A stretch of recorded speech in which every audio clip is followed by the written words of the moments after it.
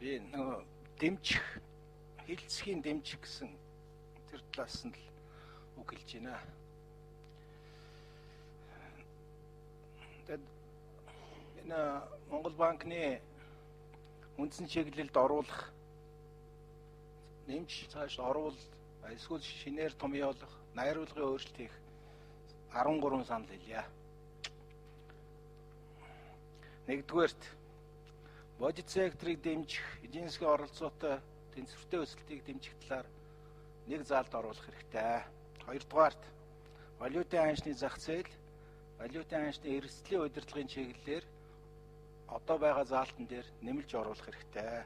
Гуравдугаарт одоо байхгүй байгаа. Гэхдээ хоёр дахь заалтайгаа шууд холбоотой Монгол улсын долларчлалтын төвшин талаар долларчлалтын төвшин бууруулах талаар дахиад нэг заалт байх ёстой. Дөрөвдүгээрх нь Монгол банк одоо хийнэ гэж байгаа. Гэхдээ 13 онд зайлшгүй энэ бүр биечсэн байх ёстой. Монгол банкны засаглалын бүтцийн талаар нэг өгүүлбэр байх ёстой. Тавдугаарх нь олон улсын зах зээлээс мөнгө босгох. Хуулинд байгаа одоо зөвхөн сүүлчийн зээлдүүлэгчийн гүүрэг гүйцэтгэх гэдэг тийм тэрний хэрэгэлдэггүй заалтаасаа байнгын процесст арилжааны банкудад гадаадаас хямд их үүсвэртэй хөрөнгө босгоход нь баталгаа гаргаж өгч юм уу? Эсвэл дотоодын зах зээлээс Монгол банк олон улсын зах зээлээс мөнгө босгох энэ чиглэлээр бас нэг заалт оруулж өгөх ёстой. Санхүүгийн доктортой байдал 6-т нь санхүүгийн секторын реформын талаар тодорхой заалт одоо байгаа заалтыг өшөө тодруулаад санхүүгийн секторын реформын талаар Монгол банк гонц гол тоглогчийн үед бас энэ заалт орж ирэх ёстой.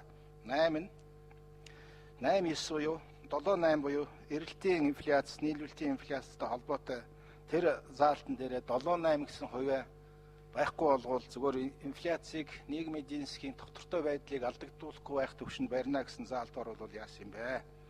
Тэрний дараа өнөөдөр нөгөө терроризмтэй гэсэн заалт найж байгаа. Өнөөдөр Монголд яг бодиттой байгаа процесс бол мөнгө дайжин зүхтах буюу money drain гэсэн үйл явц явагдаж байна. Энэ чиглэлийн эсрэг Монгол банк юу хийх ёстой? Тэр талаас оруулах ёстой.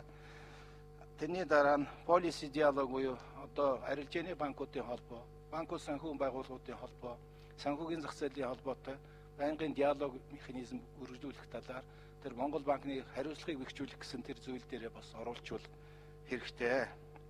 Дээр нь банкны сектор доторх өрсөлдөө үнийг өрнүүлэх талаар, төв банкны зүгээс юу хийх талаар үндсэн чиглэл тусгагдаагүй байлаа. Энэ талын зайлшгүй заалт оруулж өгөх ёстой. Дараа нь хэрв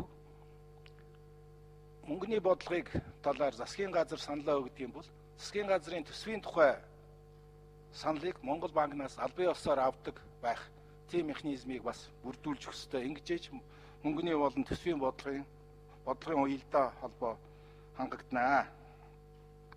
Ийм хэдэн заалтуудыг томьёолоо дараагийн хэлцүүлэг дээр оруулж ирэх нь энэ Монгол банкны мөнгөний бодлогын үндсэн чиглэлийг 13 оны үндсэн чиглэлийг зарчмын хувьд, бодлогын хувьд нэлээд баялаг агуулгатай шинэлэг байдлаар батлахад бол их чухал түлхэж үзүүлнэ гэж бодож байна. Анхаарал тавьсанд баярлалаа.